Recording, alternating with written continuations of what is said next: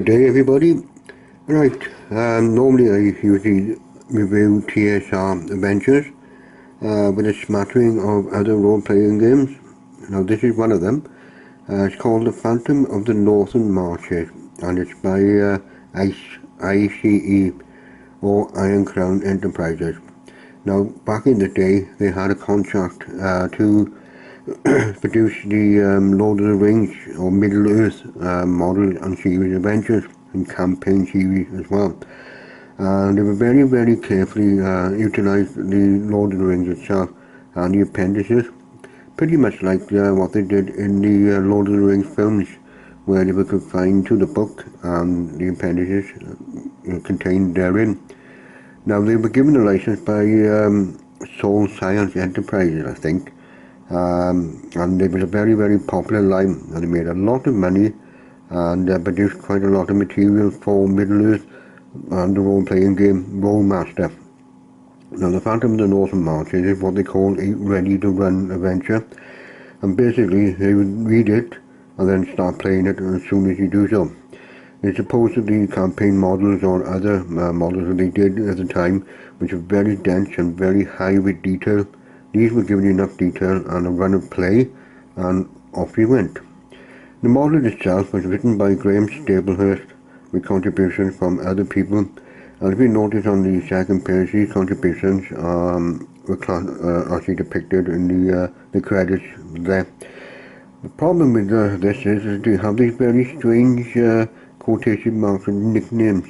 A lot of the models have these, and you would left wondering exactly what the heck are they talking about. Why do they call themselves that? Like, I don't need this window anyway for Bruce, I don't need that window anyway, Nell Singer. How you pronounce that, I don't know. But yeah, every model they had, or virtually every model they did ever produce back in the day, around about that time period, had these weird nicknames. As I said, and you're just sitting there, and you're left wondering what was it all about. Now, as for the model itself, the usual 32 pages, which is a convention of the Dungeons & Dragons and MERP ready-to-run adventures of the day, or in fact any other model. They always seem to be, the 32 pages seem to be the perfect number, if you like. So you have to very closely edit the model and adventure in order to fit into those 32 pages. I suppose it kept down costs as well. So the beginning of the model is the guidelines of actually how to utilize the model itself and how to convert it into other role-playing systems. There's a handy chart which allows you to convert it from the dice 100, dice 20, 3 to 18 stats or 2 to 12 stats. So you should look up what's been said in the model, look at what the numbers are, and just move across the grid until you find out what the Dungeons & Dragons equivalent of the stat is. There's also help meanings of particular convention they use, like power points, skill bonus points, secondary skills and languages and so on and so forth. We have another chart on page 3 which gives you the character sheets. We can't be bothered to actually roll up a character, then you just use these character sheets to run off the adventure and of course obtain a playing character. Now, bearing in mind the Rolemaster system and the MERP system had a very complicated basis of generating the character, which could sometimes take you up to about half an hour, maybe even longer, just to generate a character for the first level, and there's a lot of factors to take into account in that generation. So it's quite, I would say, a little bit unwieldy, a little bit too complicated. Here they very handily give you a chart where you actually rolled up the characters and give them all the stats for you. So you just simply copy them down and off you go. Now the adventure and the model itself, there's 3 of them. The first one is a sort of basic first level model adventure. Second one is higher, and the third one then is quite high. The overall theme in this from each adventure to another is there's none. One doesn't actually dovetail neatly into the other one as well, so it's no use using this model and going on a smooth flow from one adventure to the other, because the kind of feel and ethos of each adventure jars if you try and do that. For example, the first adventure is concerning a woman called Hannah, who is a witch, and she believes that these Orkham stones, they call, if they evoked in a proper sequence of right, would gain power. And of course, she's affiliated in spirit, if not in actuality, with the Witch King of Angmar, and this is the time period which this model is set. There's always in the Middle Earth run of models, they use a particular date in the Tolkien Lord of the Rings to run the models from, because that seems to be the most active period in the whole history of Middle Earth, at least for the Lord of the Rings.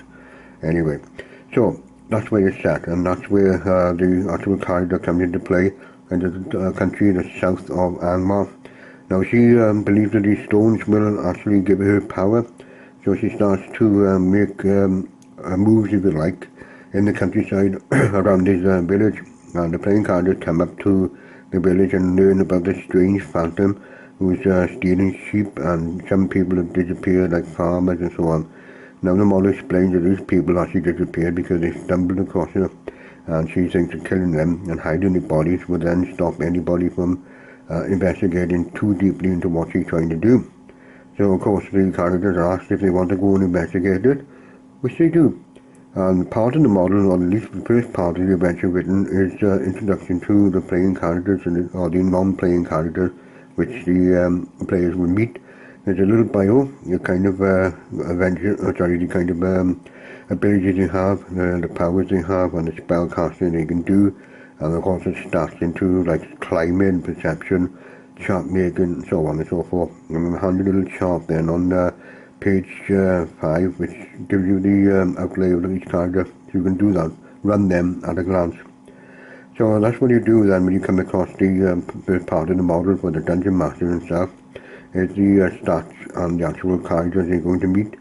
Then you get to the layout of the actual place, the countryside, who runs it, what villages are, what kind of geography they're going to expect to see, and so on and so forth. All the models have this sort of thing, and especially with the campaign model, they have what they call the politics of power, which is depicting who actually runs the area which the characters find themselves. There's no difference here, except there's a more condensed sort of it. You're left then with a description of the village called Nospa Haraglo, with a map and then a sort of key to each house. And then the environment where you find Hannah, the villainess, if you like, of the adventure, and so on. Finally, you get into the adventure part of it then, which is the task and the obstacles that you meet, how the playing characters get started, what age they're given, and the kind of encounters they expect to meet while they're actually looking for Hannah herself. Hannah in her own way is a person likes to set down traps for the playing characters if she's aware that they're following her. So these traps can be pit traps, snare traps, tripwire, spring spikes, all that sort of thing. And the playing characters in more often than not find themselves quite frustrated by her as she lays traps all around the place. So while they're tracking her down, you've also got to avoid the traps that she sets, and if they get encountered with the trap, they got to work out or role play what they do when they come across the traps.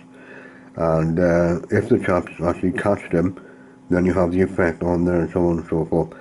Now that's designed actually to weaken the playing characters, which are not strong enough to begin with anyway, when you're talking about them being first level to maybe third level, which is what this party adventure is aimed at.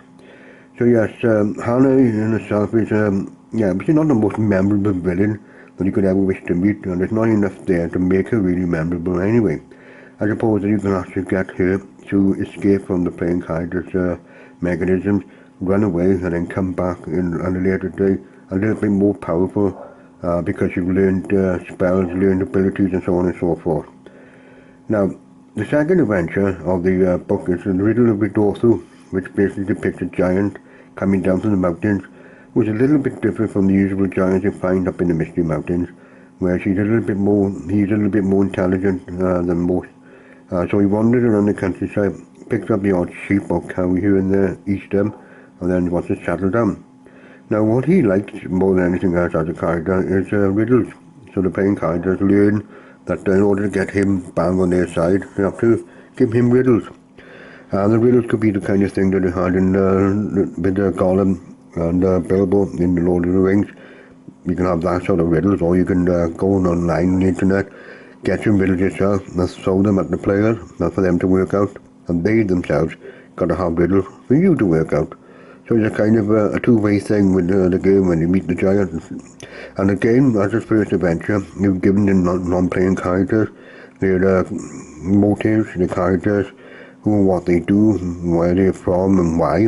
And then you have the excuse me, the outlay of where the adventure is, the part of the countryside and the mountainside, and the caverns where the giant lives. And you're given the key again for that. So you're also then given the age, how you started, the obstacles the playing characters meet, the encounters you have with the creatures, and so on and so forth. The final adventure is the one I would say is a bit of a killer adventure in as much as you actually meet a dragon. I'm sorry if you can pick up a little sort of background noise. There's a dog that keeps barking in the garden some distance away from me. You can't really shut him up because, he's in the garden and the owners don't seem to care about him. So if you hear the barking in the background there, that's what's happening, so I apologize for that.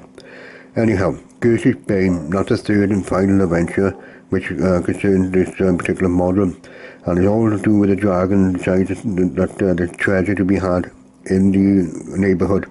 So he comes down and attacks the villagers and the area and causes a lot of mayhem, fire, burning people dead, and destroy villages. It's up to the playing characters, of course, to kill the dragon. Now this dragon, as written in the model, is a really, really tough gig. At the moment, level 21 with 300 hit points, which is more than the playing characters are able to cope with in this model. But there is a little thing they actually use, and that's a sword, which is in a church somewhere in the territory, and the characters have to go and find this sword, bring it out, and use it then to kill the dragon. Now the stats of the dragon itself make it quite a heavy beast, and it also depicts how the combat of the dragon will play out. And again, that's a pretty hard battle to have. So the playing characters are lucky with the dice rolls, so they can probably vanquish the dragon in less than a round. Because in this game, the way it's done with the critical tables, if you do a crit against the creature, and you're doing a good dice roll, then you can kill it in one blow. But likely, the crit can also apply from the creature attacking the playing character and kill the person in one blow. And in this case, there's several blows that this creature can do in a round, and not only that, they can breathe fire, which is not much fun in games. So there's a depiction of what the creature would do in any given battle. And of course, when you read it, you think, oh dear, I would not like the playing characters to go against that. But that's the way the model is done. My advice is to get the characters up to at least 6th level, and that way then they can actually have a chance against the creature, particularly if they find the sword in the church. There's a sort of an area of counter dungeon, if you like, with the ghost that's there to protect the sword. It's up to the playing characters to overcome the obstacles in finding and obtaining the sword, and then using it against the dragon. Now, as written, it's quite dry, if you like, with the dragon, and so you have to do a little bit of flexibility in how you play that particular part of the model. Because in the first two, there's not a huge amount of combat involved, unless, of course, the characters actually find Hannah and have battle with her, because mostly he's overcoming her traps and trying to track her down. Second part of the model is meeting the giant and getting him on your side, or the playing character's side, with riddles. And the third one is just combat with a very, very nasty and quite, I would say, overpowering dragon, at least for the level of this model. So I would mix in with this model some of the other adventures of the other models that are based in the same place. Now it does suggest using Hillman or the Charles Source, sorry. So if you use that model and shift the adventures into that, you will probably get the playing characters up high enough to be able to tackle the dragon. If you can't, don't bother putting the dragon in, because it's just too overwhelming and it's not fair on the playing characters to meet such a beast. So I just sort of quietly omit that part of it. And finally, on the last part of my little review, is the complaint I've had with this model, and as well as all the other models you have with the Middle-earth Rolemaster line, is the fact that they're absolutely terrible with place names and character names, because they think that the Welsh, I'm Welsh, obviously, is the go-to language to mix and mash for the words to use then and call places certain names, like Durebi Wood, Gacebrook, Whitbeam Wood, Northford Raglow.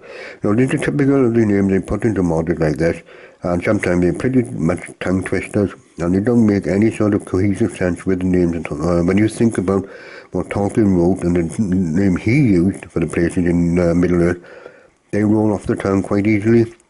Here they don't. And I think that's the only bugbear I have really about these models. And this particular one, the Phantom of the Northern Marshes, has a certain kind of charm about it, which makes you want to just simply read it for the pleasure of reading the model. And running it is also pretty good as well. And it's like an innocent sort of charm. And I think that the magic you get from actually encountering role-playing games for the very first time will be given enhanced by playing this model to those people who've never done a role-playing game before in their lives. With the Rolemaster thing, it's slightly complex to play, but once you get the hang of it and the kind of principles involved in actually casting spells and fight them, you should have a blast. It'll be a breeze. It's like running water off a duck's back. So thank you for listening, and I hope that you will press the subscribe button, so because there'll be far more models reviewed in the future months. Okay, rock on.